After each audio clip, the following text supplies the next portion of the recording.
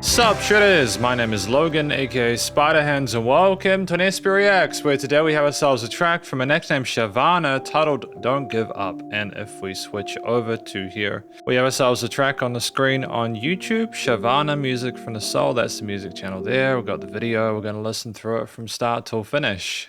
And we're going to hear what we think. Let's do it, let's go, what do we got? Oh, that low end there is pretty cinematic.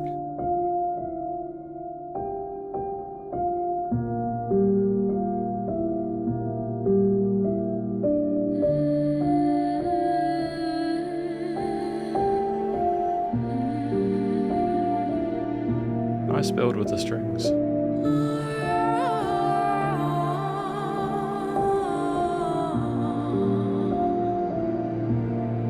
There are moments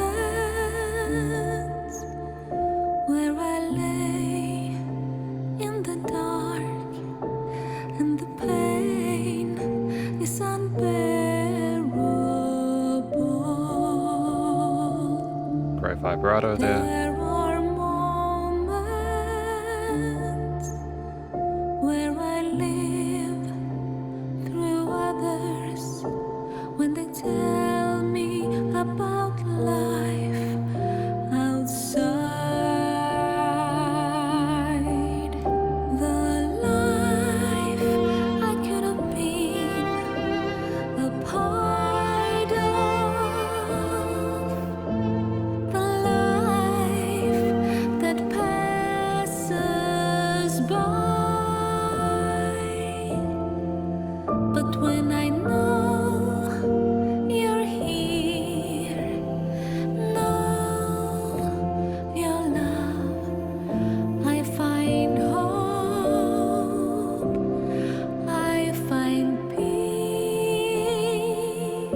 The greatest gift of all is when you take my hand and you lift me up, saying don't give up.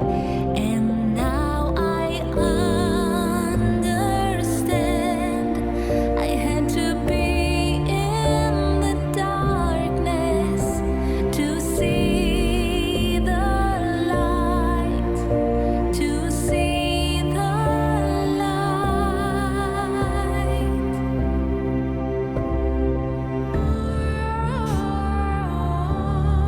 There are moments when I'm cold and afraid, and your words is what keeps me warm. Very cool and responsive keys There here. are moments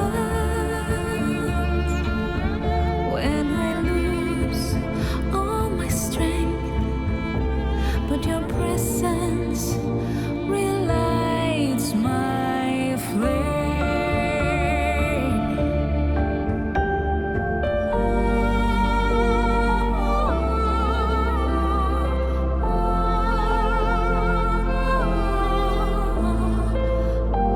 These vocal melodies are just a nice foil to a lot of the storytelling we have.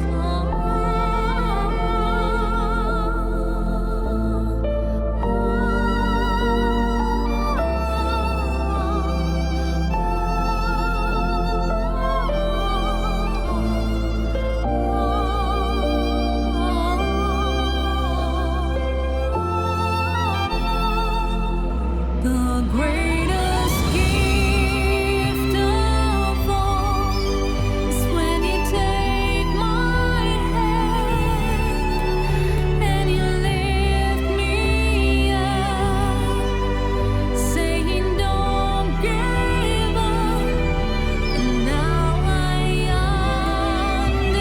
understand I had to be in the darkness to see the light, to see the light.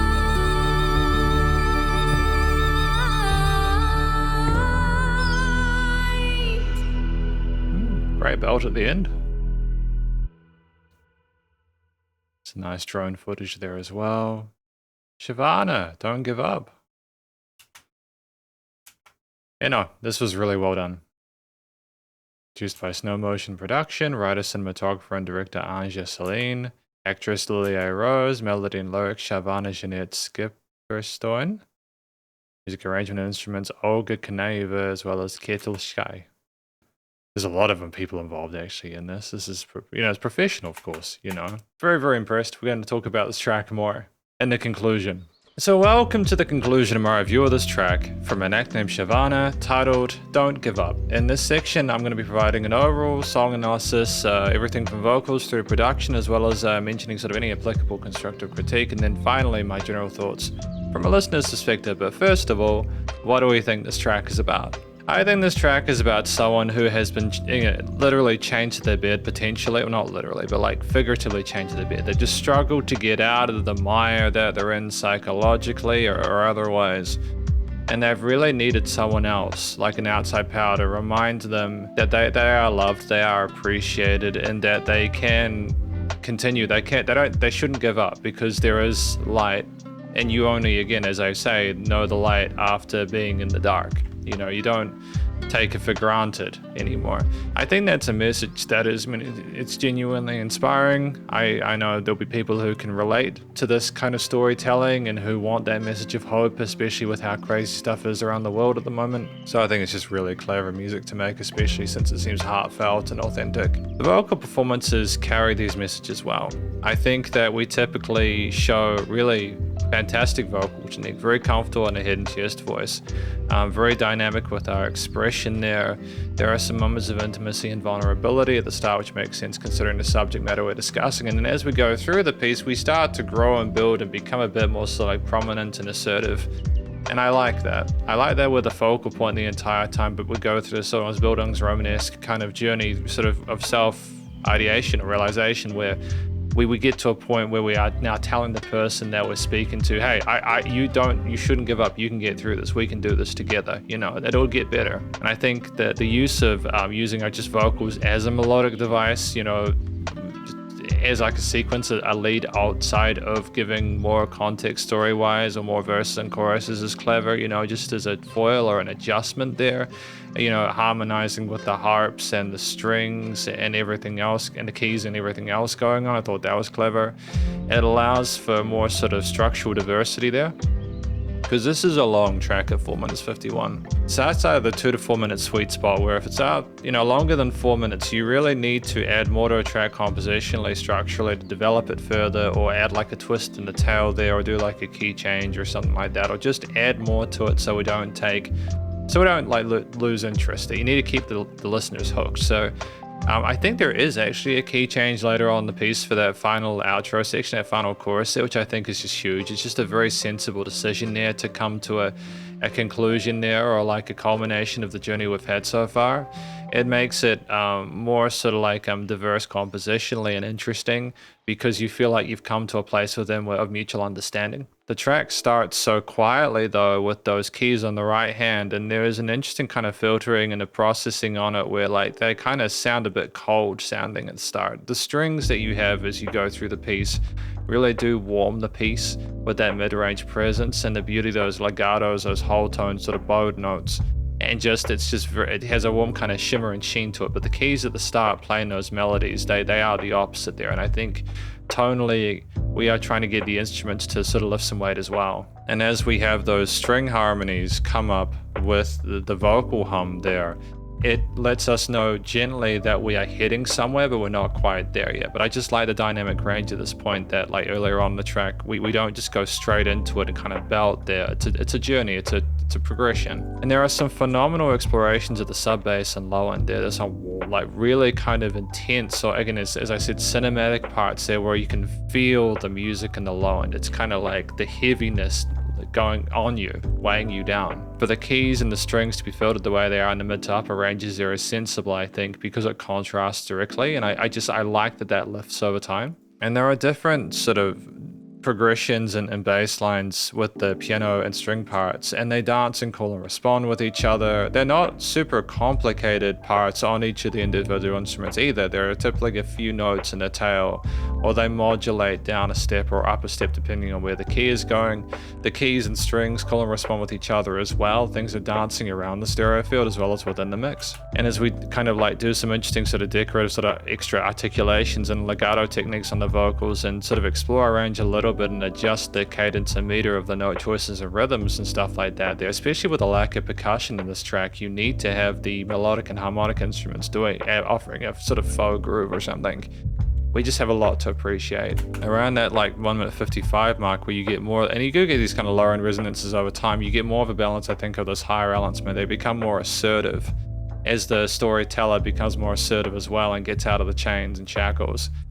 And you start to feel like you're really heading somewhere positive there. It's a very kind of like gentle tone. Nothing is kind of stabbing. There's no uncomfortable textures or timbres within this piece there. It's not meant to be a track that warns you about it. It's trying to lift you up. And there's heavy reverb tails aren't the vocal tails in certain parts, as well as some of the key parts there. Like we're trying to fill up a massive room. Like we're cleverly using the space that's been allocated in a way that actually builds rather than just does it just purely for decoration. It's trying to show you how big the world is around you, and I think especially when you see the people in the forest there, it kind of matches in an interesting way. There's that expanse there. Then there's also some lower end kind of string pizzicato or something like that there, which is an interesting sort of percussive technique, but it's also a sub layer there. It's not too prominent. I think that's sensible. The last thing you want is these massive kind of awkward plucks kind of stimming the mix. And the piano adds more over time. It doesn't just do the thing where it goes, oh, I'm just going to play one melody, kind of loop it over, but it's just great. And allowing around the 3 minute 35 mark to have the strings really sort of have more of their own sort of solo section as well as in others to just build into that higher range there while still being kind of delicate allows you to kind of build into these sort of like bigger parts later on to be far more epic. And as we have everything kind of harmonized in like a minor triad but with like fifth, do we finish on the fifth there of that triad with the vocal melody with the strings kind of signing off there and everything fading into the ether? It's an interesting choice, I suppose, thematically ending it on a minor, because the major leaning is prominent most of the time there. There's lots of major chords and triads and arpeggios and sort of melodies sort of established there. But to finish the track on the minor almost seems like we were kind of sad that we had to go through this journey. We're not trying to sort of romanticize the struggle or frustration that we're having. I think, to be fair, it's just trying to be true to like the difficulties we're going through. But I think there's major leanings with some of the twists in different parts of the track to kind of establish it's not all as bad as it seems, especially in those parts where again we're trying to sort of like inspire people with the lyrics there, because we don't want to be too down the dumps with this track. It's not about that. So I think typically the chord choices, the harmonies we choose are sensible. They make, you know, compositionally accurate. I think the performance across the board, from the different sort of plucks that we have there with the harp or string sections there, those kind of staccatos combined with the length of the pizzicato, like the string bows and the keys, they are very pensive as they are. You just got a wonderful collection of different instruments that niche well within the frequency spectrum, and I don't think it's in that out of place. It's just great to see people playing their instruments, you know, like the woman who was playing the violin. Studio recording, mixing and mastering those, fantastic. I like the way that we balance those extremely kind of low ends and sub resonances for a cinematic kind of like dramatic pulse there with the strings, keys, and the harps and other elements there in the upper registers, you know. Contrasting with that, we explore the frequency spectrum well. There's no resonant frequencies, even when the bass is resonant, it's not too much. The vocals are nicely pitched in the upper register there, regardless of whether we're singing melodies or sort of telling the story part of the track when the verses and choruses and other parts. Just the key change as well. It's very tightly glued, but not to an extent where it's choked. I like that we could have potentially had more oomph in the key change, but I think we just wanted the measured experience, and that's totally fine. There is production and compositional dynamic range that things aren't the same loudness all the time. It is nice and loud, bit of pumping occasionally, but definitely not too much, especially due to lack of percussion, so the, you know, bass compression limiting is handled. No applicable constructive critique from me. I think it's a very good track. General listener's perspective, I think, again, this is the kind of messaging that's just very important now at this point in time more than ever, especially as it seems like Shavana really means what they're saying. They're genuinely trying to reach out to you and sort of tell the story, and I like that a lot. I think it's just very clever music, and I just think the strings, it kind of sound like a Disney soundtrack in a way. I mean that as a compliment there. It's very wonderful. I like the orchestral approach to it. I don't think you could have added too many contemporary elements in a way that would have sort of like made it seem sort of sincere or not overproduced. So, yep, just really sort of sensible decision making here. Thank you for watching my review of this track from an ex named Shavana titled Don't Give Up. Hopefully you enjoyed it. If you did, please do go show them some love via their various social medias and the YouTube page, and stay cool and stay safe, and please remember to support your local musicians and artists at this point in time, as they need the help more than ever with all the crazy stuff going on in the world. And I will catch you in the next SB Reacts.